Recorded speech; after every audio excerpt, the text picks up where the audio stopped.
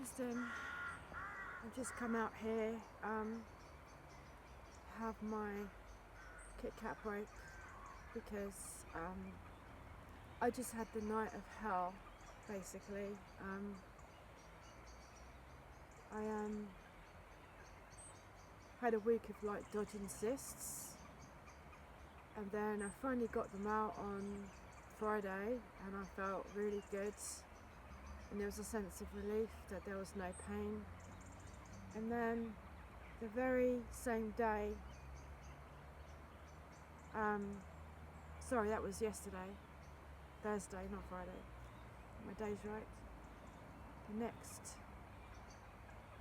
The very same day that I had a sense of relief of the cyst coming out of the skin,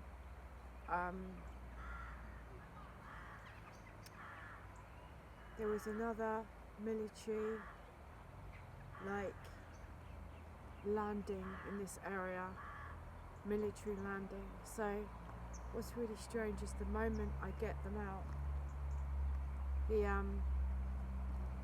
the military plane lands, and it feels like a spy has actually brought it down, you know? There's some kind of spy. Got a happy crow here eating some sourdough bread. So basically, you want that bit? There's a little piece right there and he wants to get it. He doesn't know if he's brave enough to get closer to me. Yeah, like he's doing it. Good boy. Go on then. Well done. He's got it. So, oh, there he is. He's over there somewhere. So,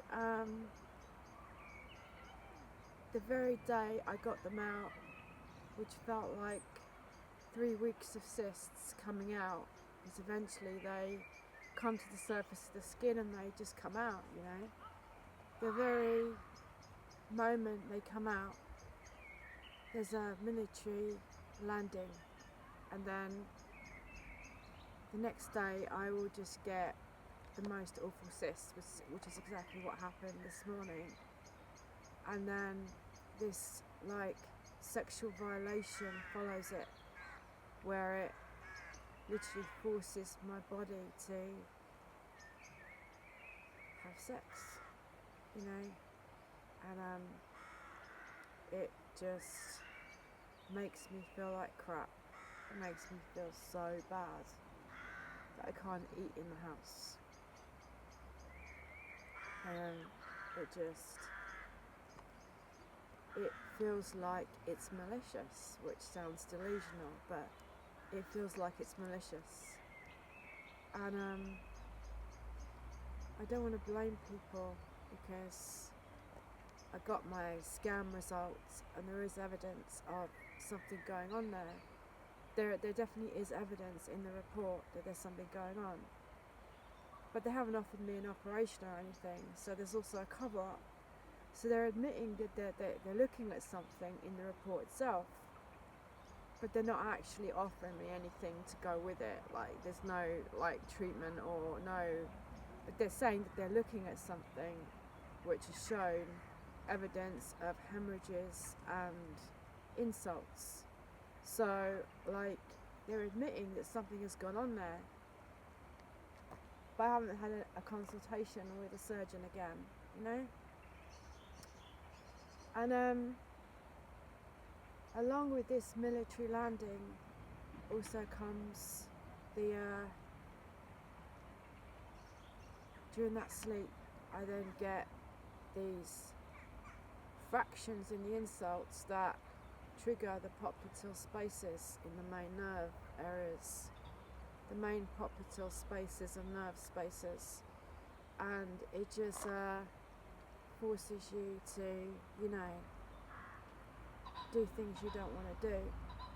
It violates your consecration, and it feels like it's malicious, you know, it feels like it is malicious, that somebody is jealous of my consecration in Christ because they don't have it.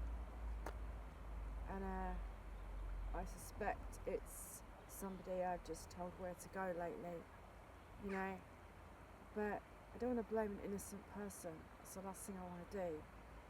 But having put all the pieces together, I suspect that that person is a spy, and that, you know, they may be involved in actually the monitoring and the telling authorities when there is a necessity to bring down a new military aircraft to repeat the whole procedure.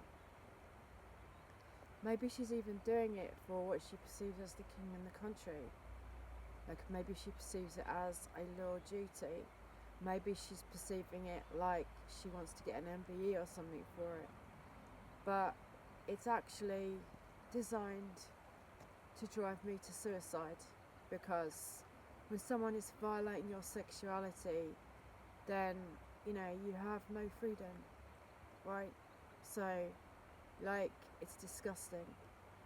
And the only relief I get is when I can somehow reduce the insult myself and go out of the house, you know?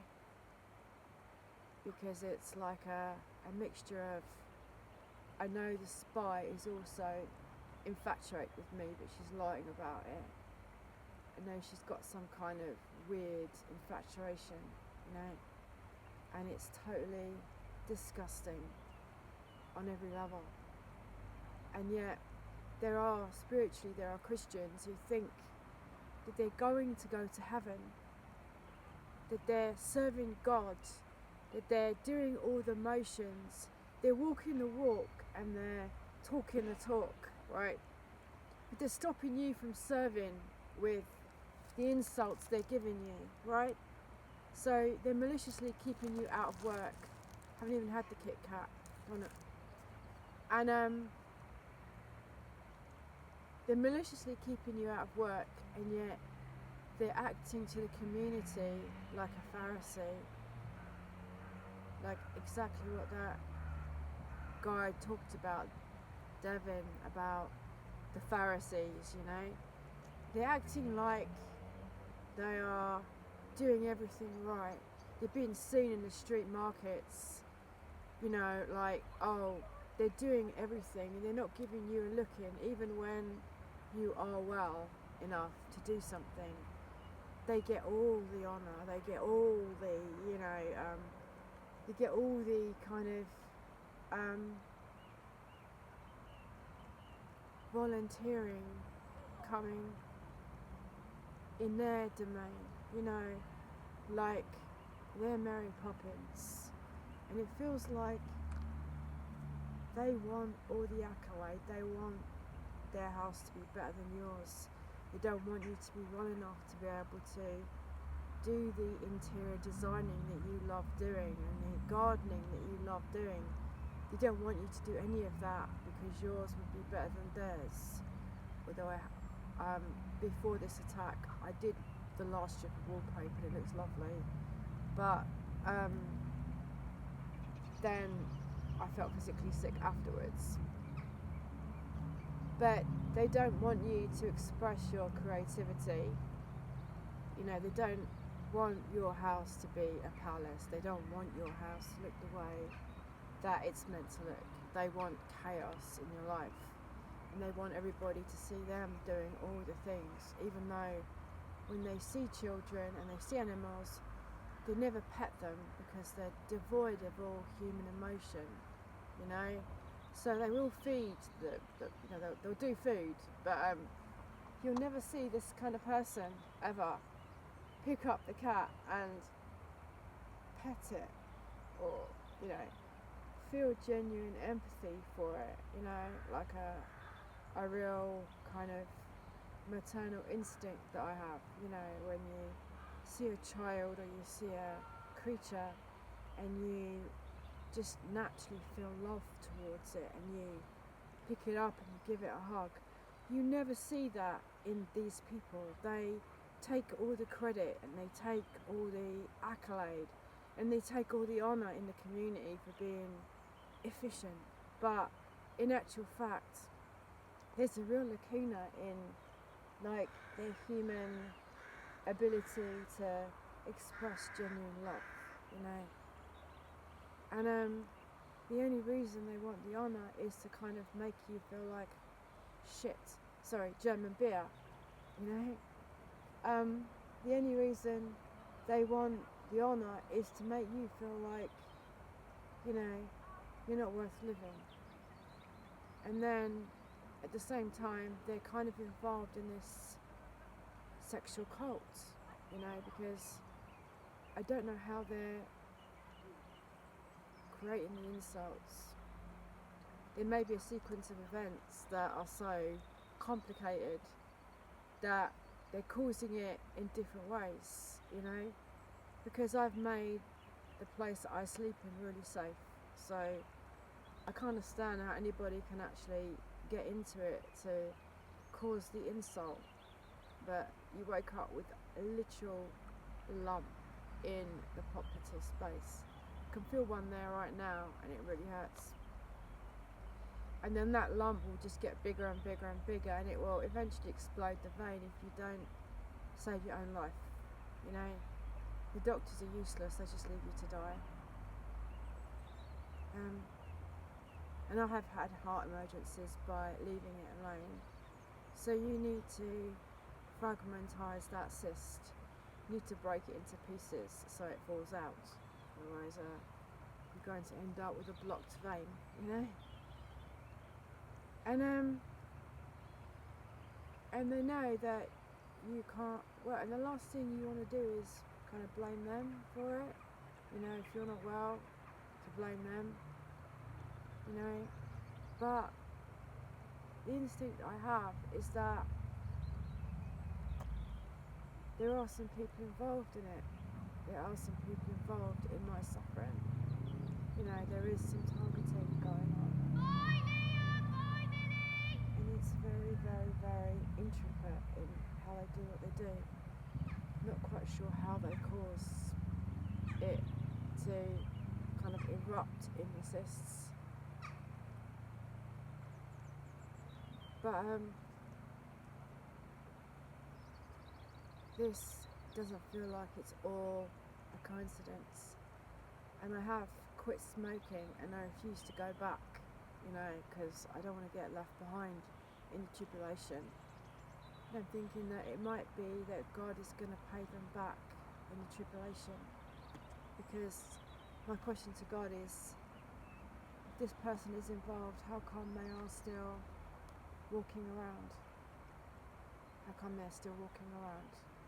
You know? And it may be that parable about when on the day that God sees them, they'll say, Lord, Lord. And he says, I did not know you. I did not know you. And they'll say, Lord, Lord, but didn't I do this and that in your name? Didn't I, you know, didn't I teach the children? Didn't I give bread to the poorest? Didn't I give meals? Didn't I do this and that? Because if their heart really did want to just cause human suffering and suicide to the flock, then only God knows what will happen there, you know? And so when I say to my God, why aren't you afflicting these people? Why are you afflicting me? You know, why are you letting them do this disgusting thing which feels like a blasphemy? Like,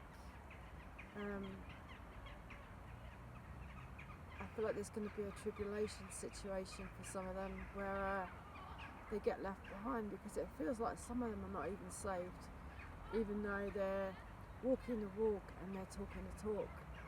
But if it came down to it, they probably would take a chip. And I don't want to go into the tribulation, which is why I'm not smoking, you know. I'm having to forgive, but I don't want to get left behind because of a cigarette. I know it's not through works, you know. But, yeah, which is why I'm not lighting up anymore, because it's important for me to have the Holy Spirit living in me And I'm thinking that that's why some of these people are like demonically obsessed with me, you know. Some of them have even got lesbian infatuations, which are disgusting to me, you know, because I don't want it. I don't want it. But something is really going on that is not right. Something, maybe they're serving king and country in putting down some selected Christians, and then what they're doing is God is confusing them in their sin, so they're then getting in their acting perversion, they're then getting confused and infatuated with their own victims who don't want them spying on them or watching them at all. So I'm having to give them another spiritual warning, because I wouldn't be unhappy if God took them out like tonight and I never had to go through that ever again. But I went through it and it was awful, and I'm not being quiet about it, you know. And if I've got it wrong, I'm sorry, because the last thing I would ever do is accuse an innocent Christian brother or sister of anything. I don't like cruelty of any description, it bothers me. But someone is being cruel and wicked to me, and they're doing it under a spiritually, demonically obsessed sexual infatuation. And they're involved in this whole thing, in plotting how to give me inflamed cysts in the main nerves, veins and popliteal spaces that then cause this triggering, which, you know, and it sounds like that can't not be a coincidence, but they're always in the same places every single time, you know.